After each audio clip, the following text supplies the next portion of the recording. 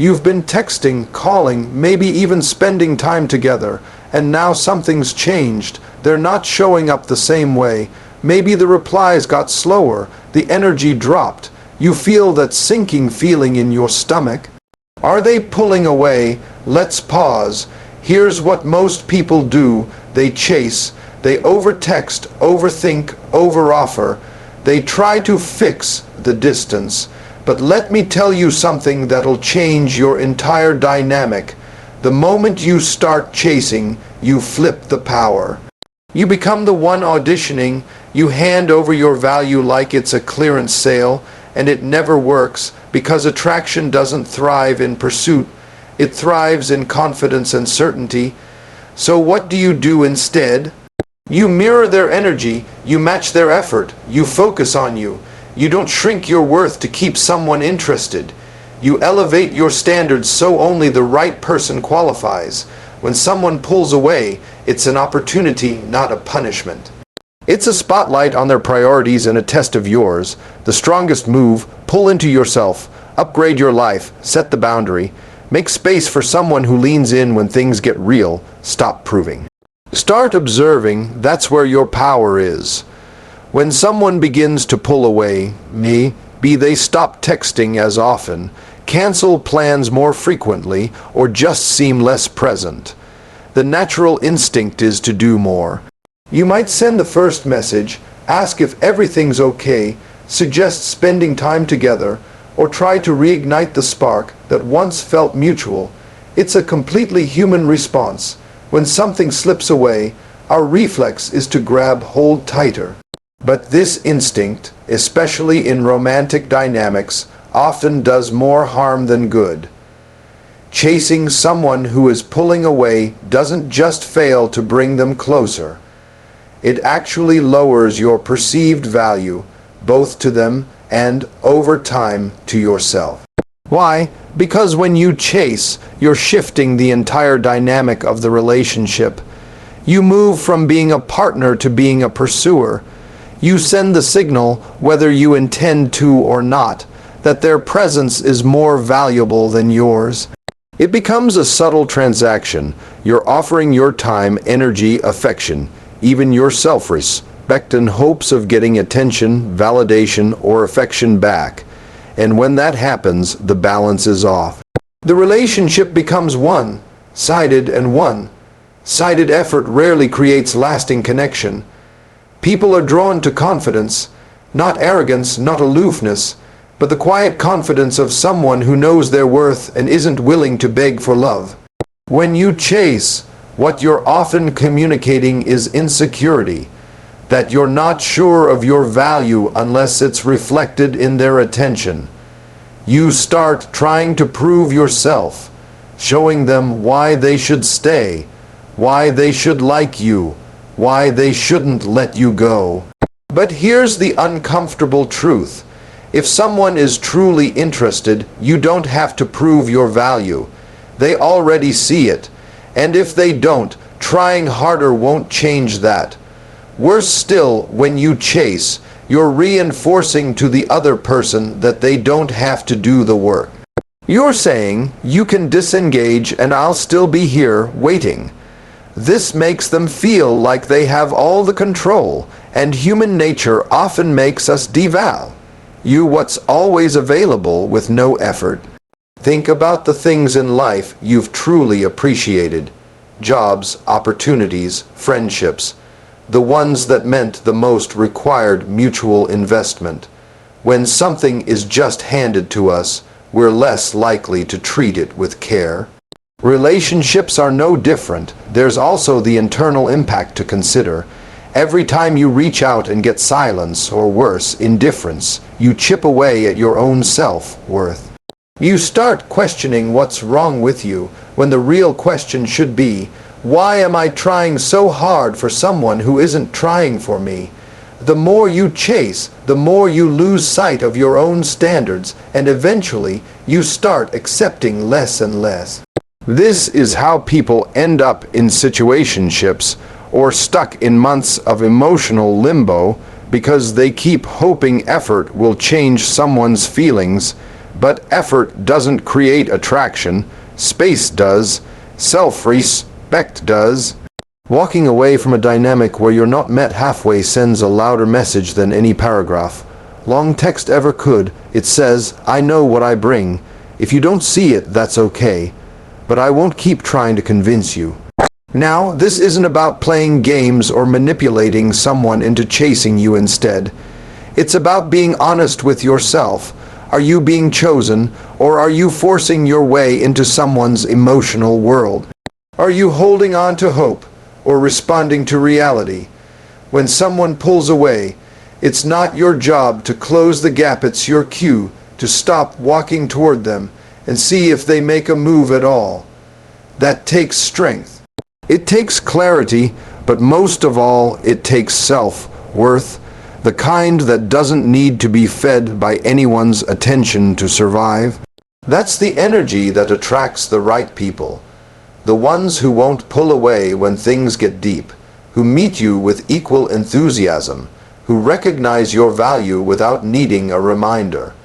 So if they're pulling away, don't chase. Let them go, let them show you who they really are. Because when you stop chasing the wrong connection, you make space for the one that doesn't need chasing at all. Attraction is one of those mysterious forces that can feel both instinctive and unpredictable. We often wonder why we're drawn to some people and not others. While chemistry, timing, and compatibility all play a role, there's one thing that consistently fuels attraction more than anything else: confidence. Not bravado, not arrogance, but real, grounded self-assurance. And just as reliably, nothing kills attraction faster than desperation. Confidence is magnetic because it signals value. When someone walks into a room with quiet certainty, when they're comfortable in their skin, when they don't need to prove themselves, it's compelling.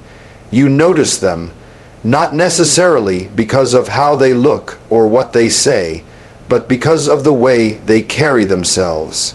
They radiate a sense of I know who I am and I'm okay whether you validate me or not. That energy is powerful.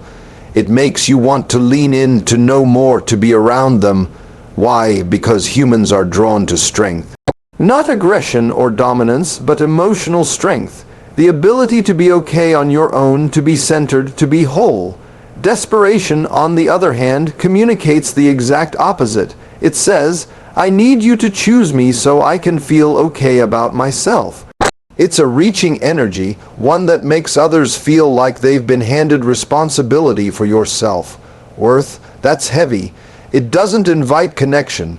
It creates pressure, and pressure is the fastest way to kill desire. When someone senses that you're overly invested before any real foundation has been built, it can feel smothering. Even if they liked you initially, that desperation causes them to pull away, not because they're cruel or indifferent, but because something in their instincts is telling them, this isn't safe, this is needy, this is too much. You can't force someone to want you by showing how much you care, how available you are, or how willing you are to do anything to make it work. That's not how desire works. In fact, overgiving or overpursuing early on usually backfires. The moment someone feels that your attention is more about seeking approval than offering genuine connection, the spark fades, it feels transactional, and even if they stick around, the dynamic becomes imbalanced. You're the one doing all the work while they decide how much of themselves to give, if anything at all. That's why confidence is so important, because it's the foundation of emotional integrity. A confident person knows they bring value to the table. They don't need to chase or convince. They can express interest, yes, but they don't overextend. They don't lose themselves in someone else's approval. They're not afraid of someone walking away, because they know that anyone who doesn't recognize their worth simply isn't the right person. That calm detachment isn't indifference, it's discernment, it's self-respect, and ironically, when someone senses that you're not trying to get anything from them, that your world is already full and they're simply being invited into it. They're far more likely to be drawn in. That's the paradox. When you stop chasing and start standing still, the right people come closer. Because you've shifted the dynamic, you're no longer trying to impress, you're allowing them to discover you. Confidence also brings clarity. It helps you see when something isn't aligned, rather than holding on to hope out of fear of being alone. When you're desperate, you'll accept crumbs, you'll rationalize mixed signals, you'll ignore red flags. But when you're grounded in confidence, you can walk away, not out of bitterness, but out of a deep understanding that your energy is too valuable to be wasted where it's not appreciated. This doesn't mean you have to be perfect or never feel insecure. Everyone has moments of doubt, but true confidence isn't the absence of insecurity. It's the decision to not let it control you. It's being able to sit with uncertainty without scrambling to fix it. It's being able to say, if this connection is meant for me, it will grow. If it's not, I trust that something better will come. Attraction flourishes when both people feel free, not pressured, not manipulated, not smothered. And that freedom is rooted in confidence. The freedom to be yourself, to hold your standards, to risk losing someone rather than lose yourself. Desperation seeks control. Confidence lets go. So the next time you feel that urge to overreach, to prove your worth, to chase, to cling, pause. Ask yourself, am I doing this because I trust myself and this connection, or because I'm afraid of being rejected? Because true attraction grows when you show up whole, not when you beg to be completed. In the early stages of any relationship, whether romantic, platonic, or even professional, there's often a delicate dance of energy. You reach out, they respond, they make a plan, you follow up. You joke, they laugh. Ideally, this flow is mutual. But when it isn't, when you find yourself always initiating, always waiting for a reply, or doing more to keep the connection alive, it's easy to slip into a pattern of overgiving. That's where the principle of mirror their effort becomes essential, not as a game, but as a boundary rooted in self-respect. Mirroring someone's effort simply means matching the level of investment, attention, and enthusiasm they're giving you. If they reach out once a week, you don't text them daily. If they rarely make plans, you stop being the only one suggesting things. You allow the relationship to reflect the energy both people are contributing. This is not about manipulation or playing hard to get. It's about emotional balance. It's about not carrying the entire connection on your back while the other person simply shows up when it's convenient. When you mirror someone's effort, you're giving them space to show you who they really are. You're not filling in the gaps or trying to compensate for their lack of initiative. This is important because people reveal themselves through consistency. Someone who's genuinely interested will make it known, not just with words, but with actions. And if you're always the one initiating, you may never actually see whether they would have made the effort on their own. You're shielding them from responsibility, and in the process, denying yourself the clarity you need to evaluate the relationship honestly. Many people fall into the trap of thinking, if I just do a little more, maybe they'll come around, maybe they're busy, maybe they're shy, maybe they need more time.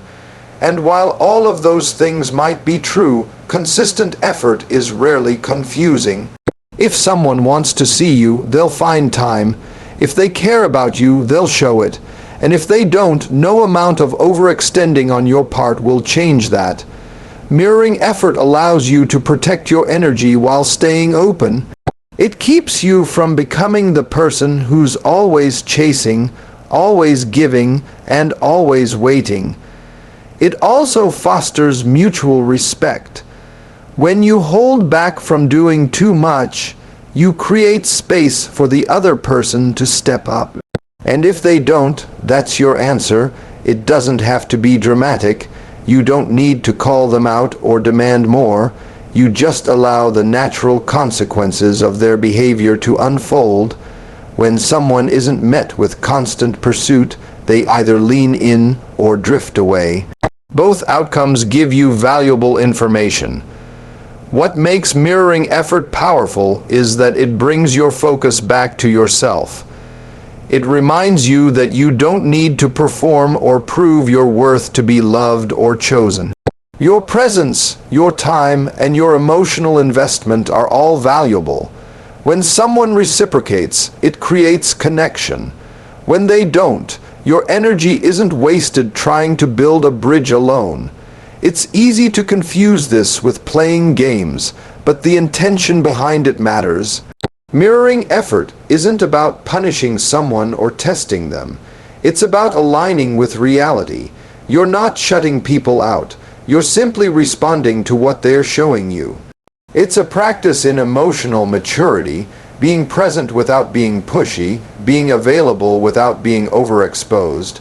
Relationships built on mutual effort are sustainable because they're based on reciprocity. Both people feel seen, heard, and valued, but that can't happen if one person is always doing the emotional heavy lifting. When you mirror effort, you create an environment where balance can exist.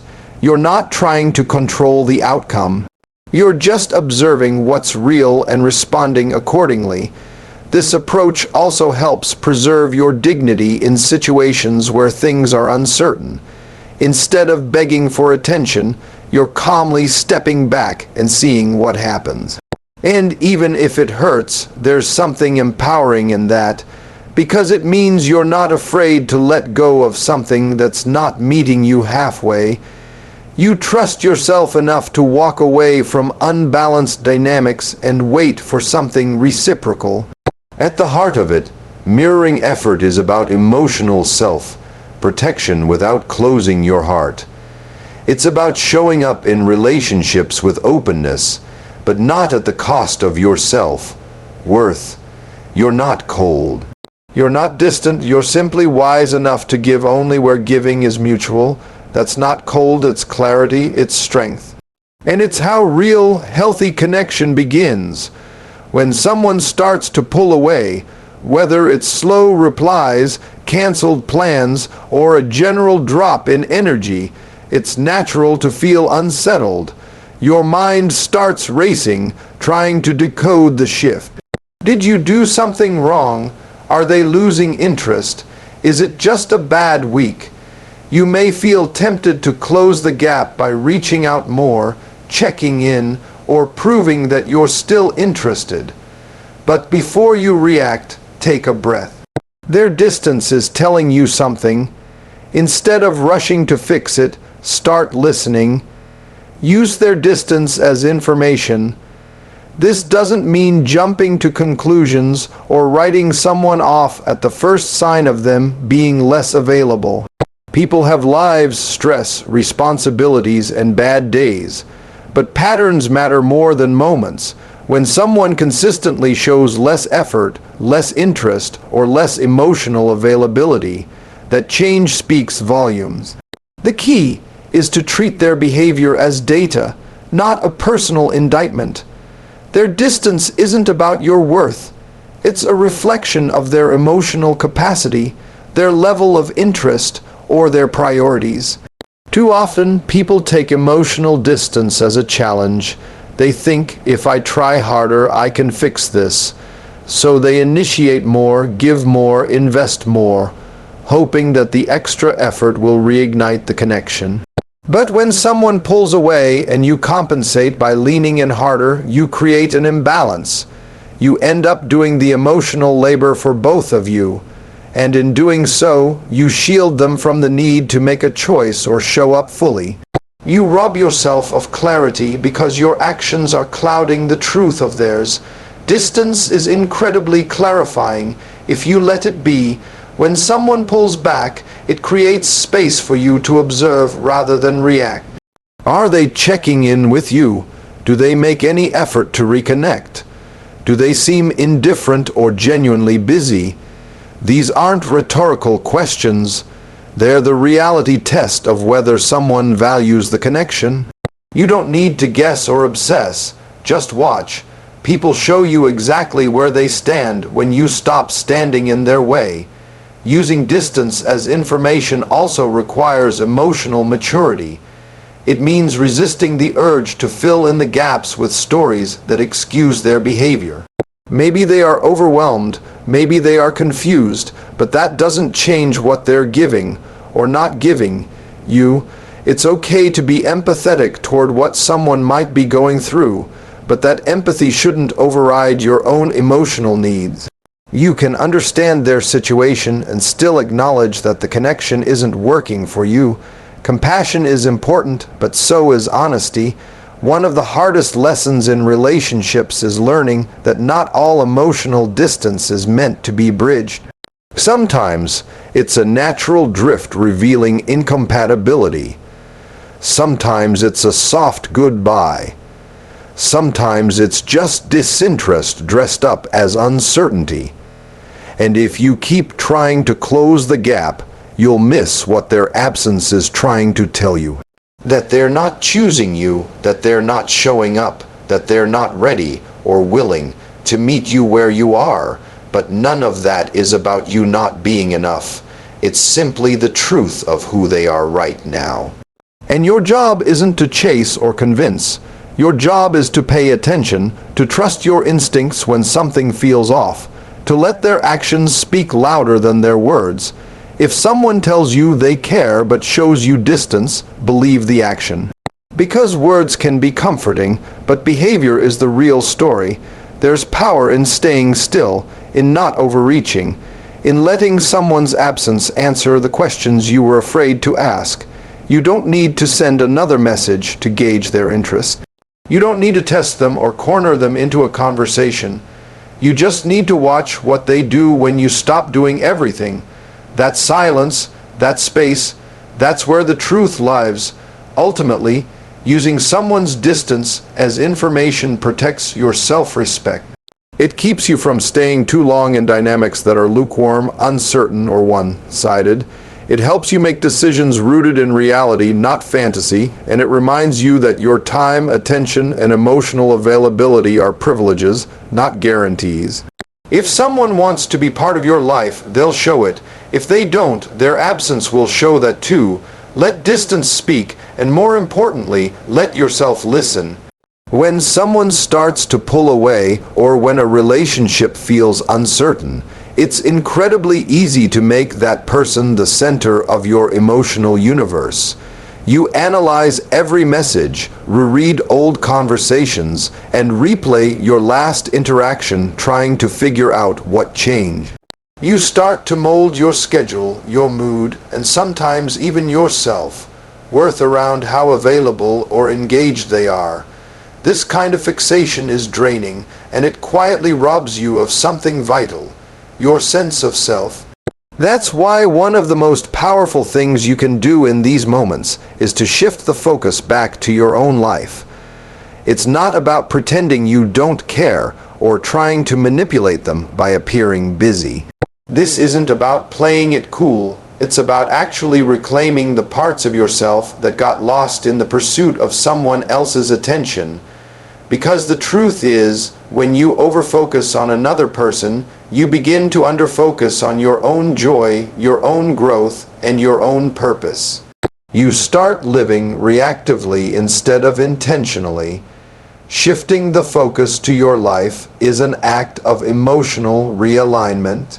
It means taking all the energy you were pouring into someone else, wondering where they stand, what they're thinking, what they want, and redirecting that energy into your own world, into your passions, your friendships, your goals, your routines, into the version of you that existed before you got wrapped up in this emotional loop. That version of you still exists, and they're waiting to be remembered. This shift isn't always easy, especially if the connection felt meaningful, or if you're still holding on to hope. But here's the thing.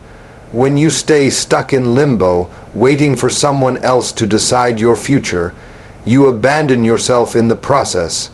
You pause your own evolution, and you begin to shrink your world down to fit someone who's no longer showing up fully in it. When you choose to re-engage with your own life, you send a message, not just to them, but to yourself. You say, my time matters, my energy matters. I'm not going to put my life on hold for someone who isn't showing up. And in doing so, you begin to rebuild the foundation of your confidence, not through external validation, but through action. What does this look like in practice?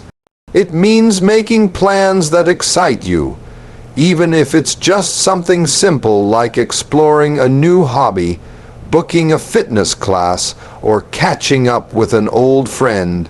It means pouring yourself into your work, your creativity, or your ambitions, not as a distraction, but as a way to remind yourself what makes your life meaningful. It means getting back to what lights you up without needing someone else to fan the flame. The ironic part is, when you start focusing on your own life again, your energy changes. You become less anxious, less dependent, less reactive. You start moving with purpose. You stop waiting for someone to text back or make up their mind, and you begin to create momentum that doesn't rely on anyone else. That's incredibly attractive, not just to others, but to yourself. Because when you're living in alignment with your own values, there's a calm power in you that no one can take away. And if the person you were fixated on comes back, great. Now they're meeting someone who isn't standing still, someone who has a full life and high standards. And if they don't, you're not left in ruins. You're already moving forward, building a life that's rich with meaning and direction, whether or not they're in it. The goal is not to stop caring about others, but to stop losing yourself in them. When you center your life around another person's attention, you give them control over your happiness. But when you bring the focus back to yourself, you take that power back. You become your own source of stability, and from that place, any connection you build will be healthier, more balanced, and more authentic. So instead of chasing, waiting, or wondering, return to yourself. Reinvest in the things that make you feel alive. The more you nurture your own life, the less you'll need someone else to complete it. And that's when you stop attracting people who pull away and start attracting people who want to walk beside you. Setting a boundary can feel uncomfortable, especially when you care about the person on the other side of it. There's a fear that drawing a line will push them away, make you seem difficult, or lead to conflict. But the truth is, boundaries aren't about creating distance. They're about creating clarity. They're not walls meant to shut people out. They're signals that show others how to treat you. And when done with grace, setting a boundary becomes one of the most respectful, self-affirming things you can do, not just for yourself, but for the relationship. Grace, in this context, is about the way you express your limits. It's the tone, the intention, and the energy behind your words. It's choosing kindness without self-abandonment. You don't need to be harsh to be firm. You don't need to justify your feelings or convince someone that your boundary is valid. You only need to express it honestly and calmly, because a boundary isn't a demand, it's a declaration of your needs. The key is understanding that boundaries are not punishments. They're not ultimatums.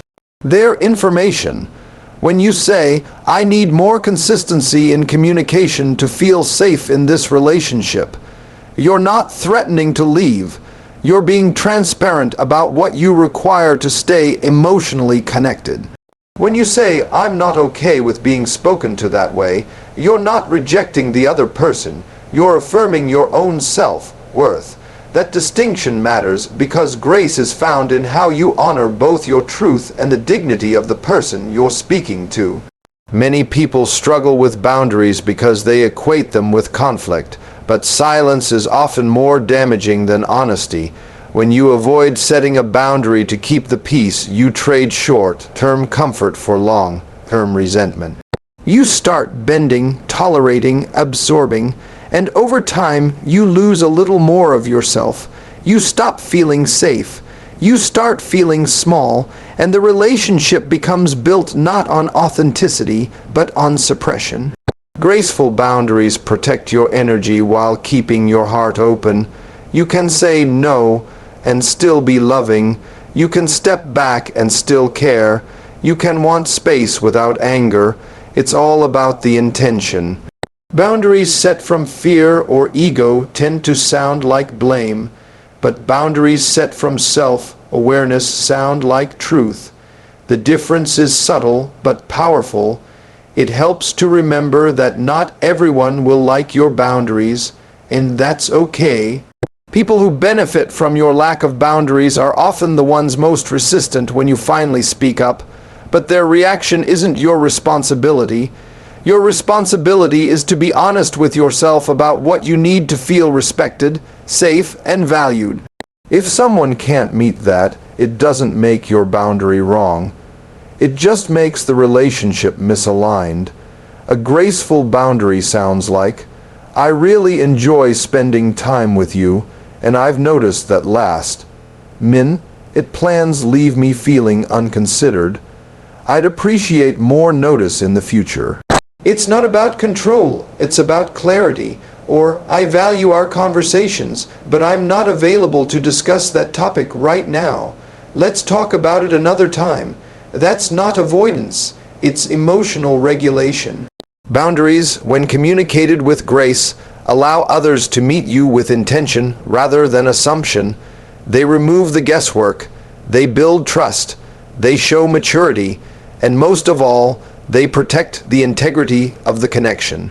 Because a relationship where one person is always stretching beyond their comfort to accommodate the other isn't a healthy relationship.